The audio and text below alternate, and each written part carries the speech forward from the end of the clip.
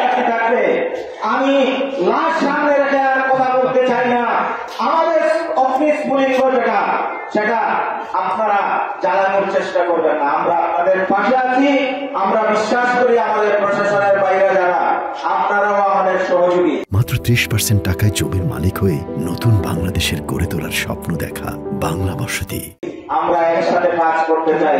আপনারা দৃশ্যমান অগ্রগতি প্রদর্শন করুন, আর শৈথিল্যতা আর ব্যাগ টুরে কিছু করার যদি চেষ্টা করা হয়, আপনারা জেনে রাখবেন সফল হতে পারবেন না। আমি সর্বশেষ আমার শিক্ষার্থী, আমার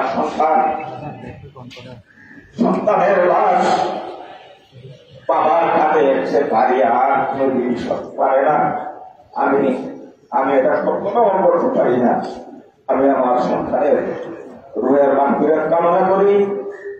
রব্বুল আলামিন যেন তাকে জান্নাতুল ফেরদাউস নসিব করেন, আর তার সুখ সন্তপ্ত পরিবার আল্লাহ যেন সাবরে জমিন আতা ফরমান। ধন্যবাদ সকলকে।